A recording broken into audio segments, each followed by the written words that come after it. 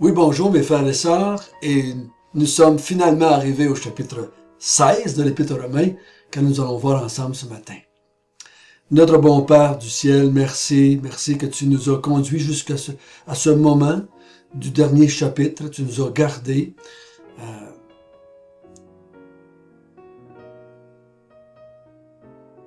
Avec toi, pour ton œuvre, pour qu'on puisse te connaître. Parce que le péché de l'être humain, tu nous as dit au chapitre 1, il ne s'est pas soucié de te connaître. Mais tes enfants se soucient de te connaître, parce que c'est ton désir de te révéler. Donc, conduis-nous encore ce matin. Amen. Donc, nous sommes rendus au chapitre 16. Et ça va être les salutations. Salutations un peu spéciales, parce que l'apôtre Paul va nommer des dizaines et des dizaines de personnes. Pourquoi fait-il cela? Pourquoi va-t-il à ce point-là? Je crois que, pour moi, ce qu'il dit ici, dans le chapitre 16, manifeste d'une façon très pratique ce qu'il nous a enseigné au chapitre 12, 13, 14 et 15. Qu'il y a un corps, qui sont tous unis, qui travaillent ensemble pour la gloire de Dieu, qu'ils soient juifs, qu'ils soient grecs, qu'ils soient hommes, qu'ils soient femmes, qu'ils soient riches, qu'ils soient dignitaires, qu'ils soient esclaves, tout le monde travaille ensemble.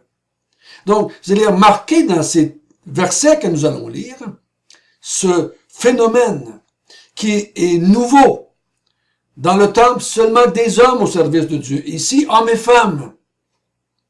Dans les synagogues, c'était majoritairement hommes, je dirais même exclusivement hommes. Mais ici, les hommes et les femmes sont impliqués aussi. Dans les synagogues, seulement des juifs. Maintenant, il y a des juifs, des grecs, des romains, des païens, de toutes les langues, de tous les peuples. Donc, on va voir qu'il y a toutes sortes d'implications, toutes sortes de dons mis à l'œuvre. On va pas prendre le temps de faire une étude sur les dons ici, mais on va juste regarder ce texte qui nous met devant nous, je dirais comme un essaim d'abeilles, tout le monde est en fonction, tout le monde travaille, tout le monde est impliqué, tout le monde fait l'œuvre de Dieu. Et Paul s'en réjouit. Nous allons lire du verset 1 à 16 et 22 à 24. Épître de Paul aux Romains, chapitre 16. Je vous recommande Phobé, notre sœur, qui est diaconesse de l'église de Cenchréa, afin que vous la receviez en notre Seigneur d'une manière digne des saints, et que vous l'assistiez dans les choses où elle aurait besoin de vous, car elle en a donné, elle à plusieurs, et à moi-même. Saluez Prisca et Aquilas, mes compagnons d'œuvre en Jésus-Christ, qui ont exposé leur tête pour sauver ma vie. Ce n'est pas moi seul qui leur rend grâce, ce sont encore toutes les églises des païens. Saluez aussi l'église qui est dans leur maison.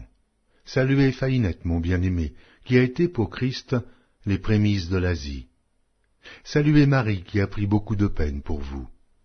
Saluez Andronicus et Junias, mes parents et mes compagnons de captivité, qui jouissent d'une grande considération parmi les apôtres, et qui même ont été en Christ avant moi. Saluez Amplias, mon bien-aimé dans le Seigneur. Saluez Urbain, notre compagnon d'œuvre en Christ, et Stachys, mon bien-aimé. Saluez Apelles, qui est éprouvé en Christ. Saluez ceux de la maison d'Aristobule. Saluez Hérodion, mon parent. Saluez ceux de la maison de Narcisse, qui sont dans le Seigneur.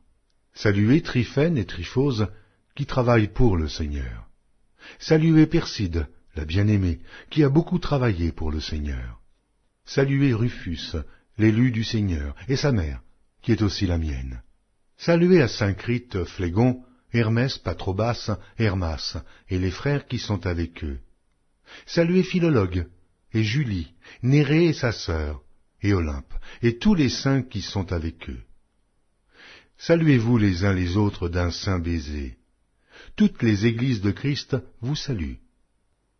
Timothée, mon compagnon d'œuvre, vous salue, ainsi que Lucius, Jason et Zosipater, mes parents. Je vous salue dans le Seigneur, moi, Tertius, qui ai écrit cette lettre. Gaius, mon hôte, et celui de toute l'Église vous salue. Éraste, le trésorier de la ville, vous salue, ainsi que le frère Quartus. Que la grâce de notre Seigneur Jésus-Christ soit avec vous tous. Amen.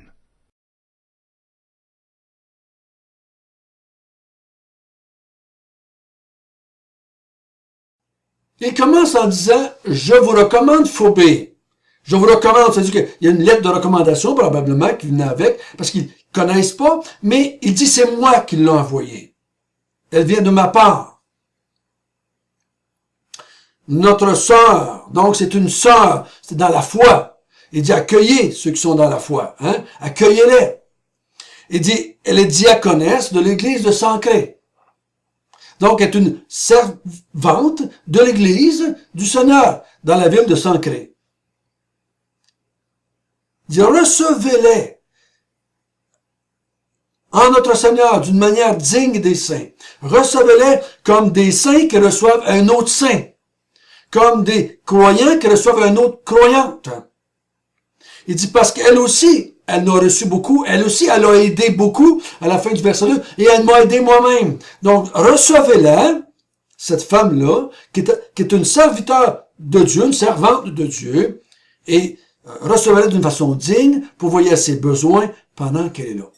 Comme si c'était moi-même, parce que c'est moi qui l'ai envoyé. Il dit ensuite au verset 3, « Saluez Prisca et Aquilas » parce que là, on les connaît dans les Actes des Apôtres, ceux-là, ils sont mes compagnons d'œuvre en Jésus-Christ. Mais, hommes, femmes, compagnons d'œuvre de Paul, dans le corps de Christ. Ils ont exposé leur tête pour me sauver la vie. Et toutes les églises rendent grâce à Dieu pour eux autres, qui ont exposé leur vie pour sauver la vie de Paul, parce que sans cela, ils n'auraient pas entendu l'Évangile, ils n'auraient pas posé des fondements doctrinels auprès d'eux. Donc, ils sont contents et ils rendent grâce de ce qu'ils ont fait pour sauver la vie de Paul. Ensuite, il dit, saluez aussi l'église qui est dans leur maison. La maison d'Aquilas et de Priscille. Les églises, à ce moment-là, étaient grand majoritairement, comme on le voit dans le texte, des petites églises de maison. Et on se réunissait, là, dans ce... Faut pas oublier qu'on est dans une période de tribulation, de persécution, de rejet de la part de la société, de la part de l'Empire romain. Donc, on se réunit dans les maisons pour servir le Seigneur. Saluez Épéinette, mon bien-aimé, qui a été pour Christ les prémices de l'Asie. Saluez Marie, qui a pris beaucoup de peine pour vous. Donc, Marie, elle s'est donné beaucoup afin que l'Église de Rome soit fonctionnelle et marche. Saluez Andronicus et Junias, mes parents et mes compagnons de captivité. Donc, c'est deux hommes qui ont été en prison avec lui, pour les mêmes raisons que lui. Ils se sont encouragés mutuellement, se sont fortifiés mutuellement dans cette captivité-là. Et ces deux hommes-là sont très estimés parmi les apôtres. Et ils sont plus vieux que moi dans la foi. Donc, Paul voit en ces deux hommes-là qui l'ont probablement aidé à passer au travers de cette difficulté-là, ce temps de prison-là, et ils se sont partagés leur foi commune. Saluez Amplias, mon bien-aimé dans le Seigneur. Saluez Urbain, mon compagnon d'œuvre, et Stachys, mon bien-aimé. Saluez Apelles, qui est éprouvé en Christ. Saluez ceux de la maison d'Aristobule. Saluez Hérodion, mon parent. Saluez ceux de la maison de Narcisse, qui sont dans le Seigneur. Saluez Tryphès et Tryphos, qui travaillent pour le Seigneur. Saluez Perside, la bien-aimée, qui a beaucoup travaillé pour le Seigneur. Donc, saluez Rufus, saluez l'élu du Seigneur, et sa mère, qui est aussi la mienne, dans le sens qu'elle a joué un rôle de mère auprès de Paul. Saluez Insécrite, Phlégon, Hermès, Patrobas, Hermas et les frères qui sont avec eux. Saluez Philologue et Julie, Nérée et sa sœur et Olympe, tous les saints qui sont avec eux. Saluez-vous les uns les autres d'un saint baiser. Toutes les églises de Christ vous saluent. Voyez-vous ici, on a tout ce groupe, de personnes, d'hommes, de femmes, de juifs, de païens, de grecs, de romains, qui se réunissent ensemble, qui travaillent ensemble, qui sont compagnons d'œuvre. Qui sont compagnons d'œuvre. Les compagnons d'œuvre, c'est pas juste des hommes à plein temps. C'est tout le monde est à l'œuvre. Tous les parties du corps sont à l'œuvre. Je l'ai déjà mentionné. Je ne crois pas qu'il y a des parties du corps qui ne fonctionnent pas. Je crois pas qu'il y a des parties du corps qui sont là et qui sont, eux autres, ils sont plus reliés à la tête. Non. L'Église de Christ, c'est tous des membres unis à la tête par le Saint-Esprit. Ils reçoivent la vie directe de Dieu, de Jésus-Christ. Ils sont contrôlés par la tête, stimulés par l'Esprit, poussés avec la puissance de l'Esprit. Ils fonctionnent. Le corps fonctionne. Il faut bien comprendre ça, frère et sœurs. Tout le monde est à l'œuvre. Des chrétiens qui ne fonctionnent pas, ça n'existe pas. Mais ce qui est intéressant dans ce texte, Paul ne mentionne pas vraiment ce qu'ils font. Je crois que c'est exprès. Ils sont tous déjà à l'œuvre et ça n'a pas d'importance ce que tu fais. L'important, c'est que tu es dans le corps et tu es utilisé par la tête, par l'Esprit Saint, tu es utilisé par Christ, par Dieu, pour amener un peuple qui va être un sacrifice agréable, comme on a vu. Qui va offrir à Dieu de la louange, de l'adoration, des cantiques, un service à Dieu notre Père.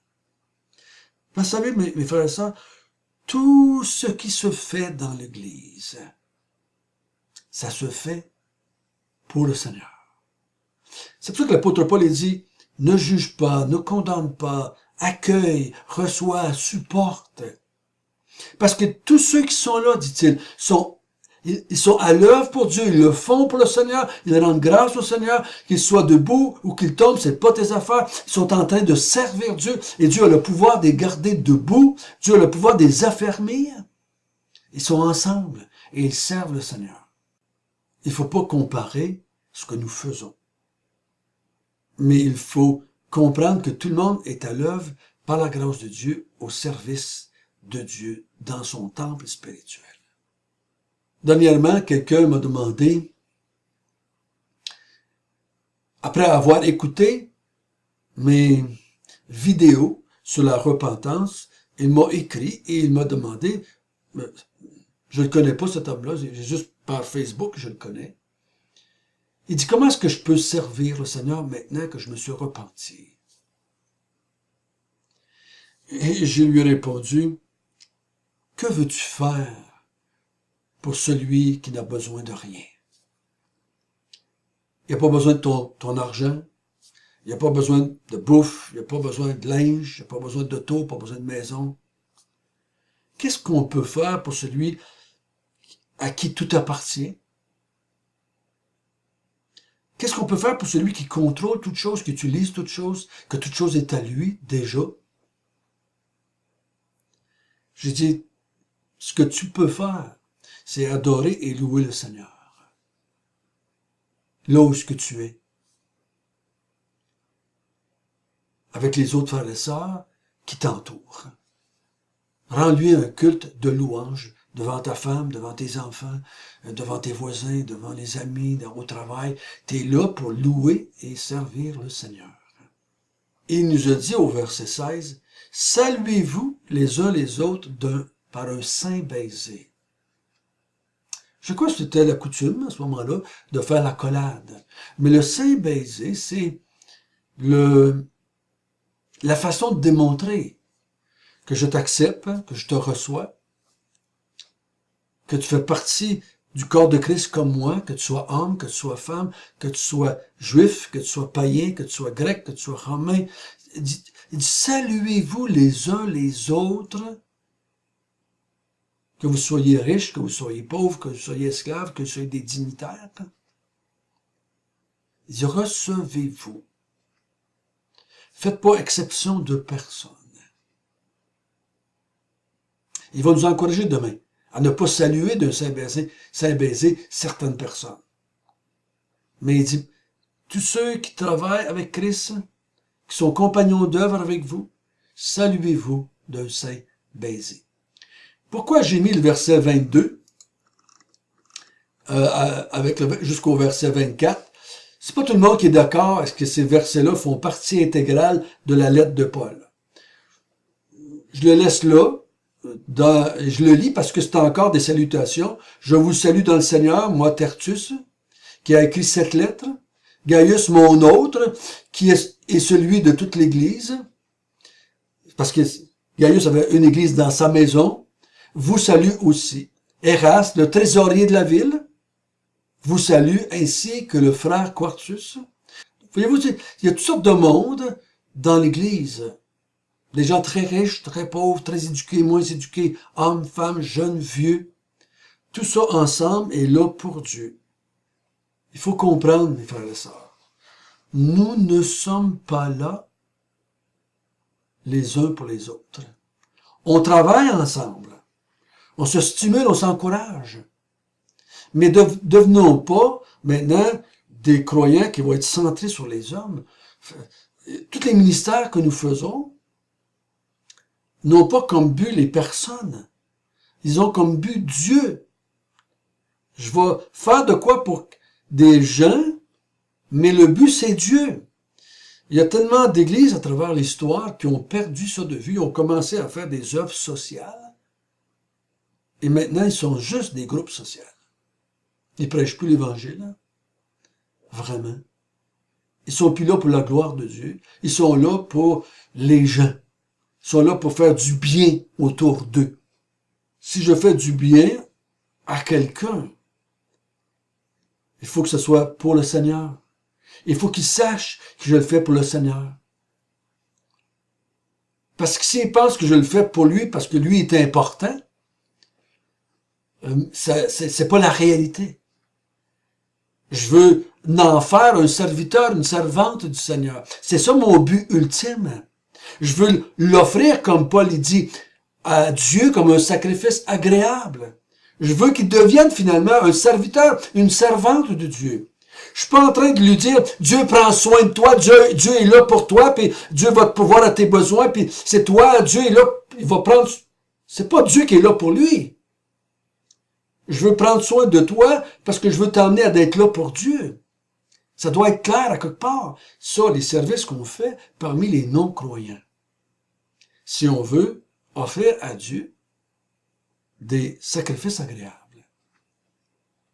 Donc, Paul il dit, saluez-vous d'un saint baiser, les uns les autres. Quand je suis pas capable de saluer d'un saint baiser, les frères et les sœurs, dans la foi, on est conscient qu'il y a quelque chose qui fonctionne pas. Je suis pas en train de dire, c'est obligatoire que je donne l'accolade.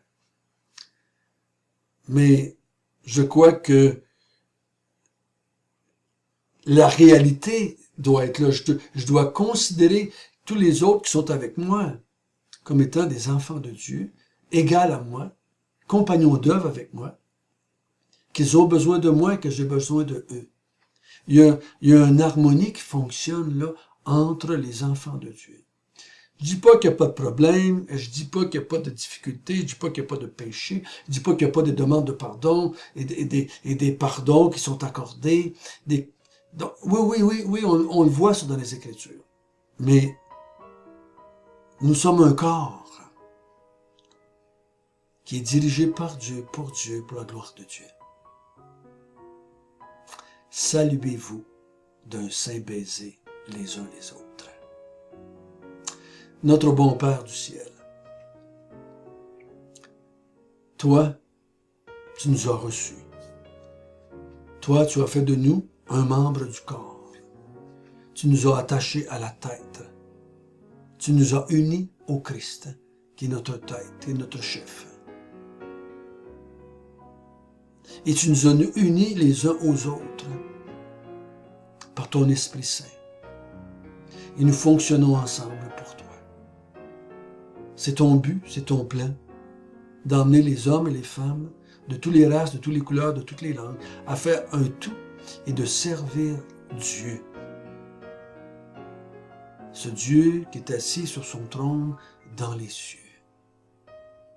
Aide-nous à ne jamais perdre de vue que nous sommes là pour lui, pour toi, Seigneur Jésus, pour toi, notre Père céleste.